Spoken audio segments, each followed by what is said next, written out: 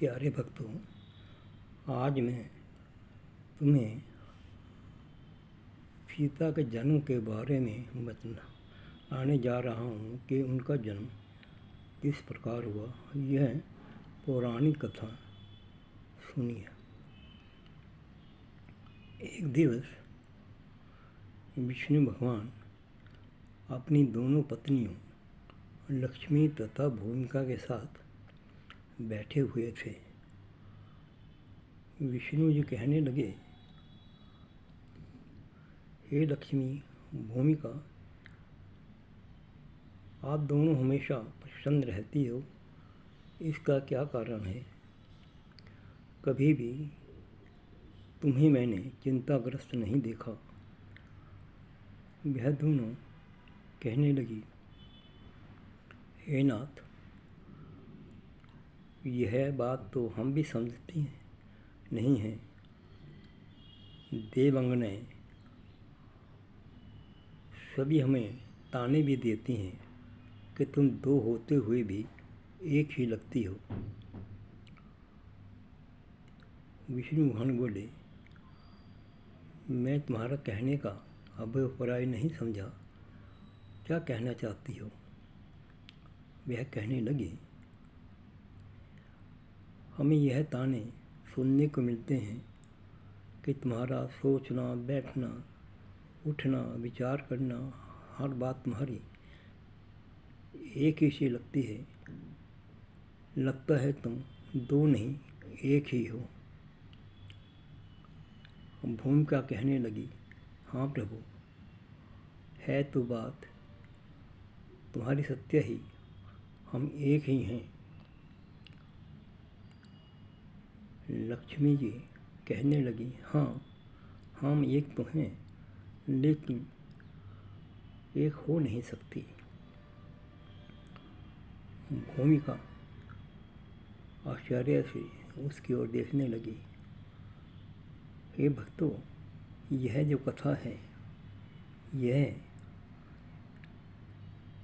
भगवान विष्णु तथा देवों की उसी योजना का एक अंश थी, जो योजना उन्होंने धरती पर आने के लिए तैयार की थी। मनु तथा क्षत्रिय रूपा का वचन निभाने के लिए उन्होंने बहुत सी योजनाएं तैयार की थी, क्योंकि उन्होंने अपना धरती पर आने की भूमिका तैयार जो करनी थी, उसी भूमिका का एक हिस्सा है यह कथा। लक्ष्मी कहने लगी, भूमिका, यह तुम क्या कहती हो? हम ये कैसे हो सकती हैं? मैं कहाँ और तुम कहाँ? भूमिका कहने लगी, हे लक्ष्मी, आखिर तुम कहने क्या चाहती हो? स्पष्ट क्यों नहीं कहती? लक्ष्मी कहने लगी, भूमिका, तुम जानती ही हो, मेरे बारे में तो तुम्हें विदित ही है, और तुम अपने बारे में भी जानती हो। नहीं जानती तो सुनो, तुम पाषाण हो।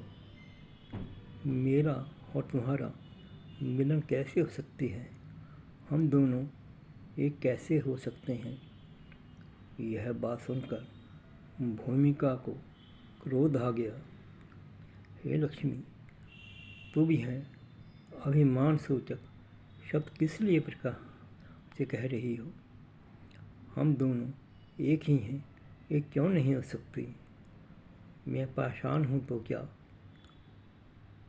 हूँ? तो तुम्हारे समक्ष ही भगवान विष्णु की पत्नी तुम हो, भगवान विष्णु की पत्नी मैं हूँ, तो इसमें हम दोनों में भिन्नता कहाँ रही? लक्ष्मी कहने लगी, भूमिका, इतना आवेश में क्यों आ रही हो? मैं सत्य ही कह रही हूँ कि तुम पाषाण हो, पाषाण ही रहोगे, और तुम्हारी बुद्धि भी पाषाण ही है। भूमिका कहने लगी, लक्ष्मी, यह बात है तो सुन लो। यदि मैं पाषाण हूँ तो तुम्हें भी पाषाण की पुत्री कहलवाना पड़ेगा।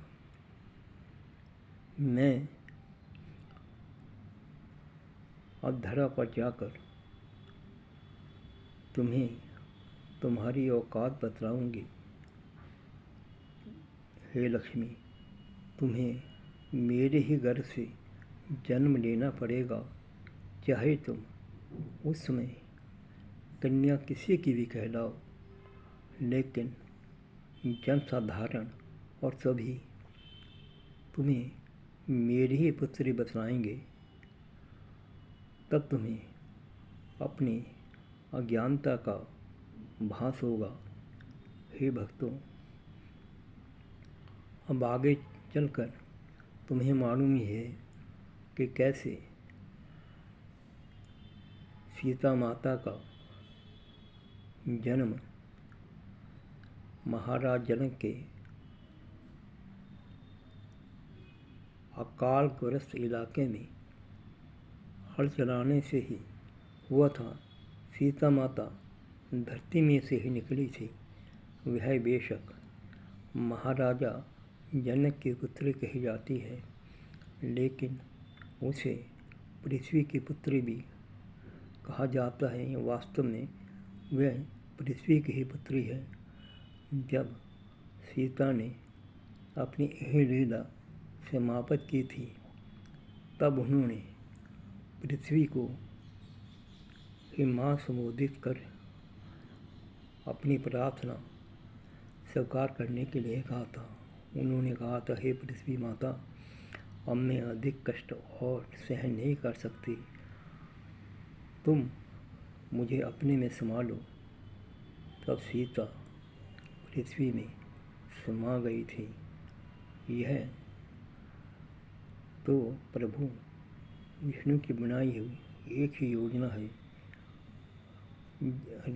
रामावतार में जितनी भी उन्होंने लीलाएं रची हैं, उनकी योजना पहले ही तैयार कर ली गई थी। देवराज बंसल।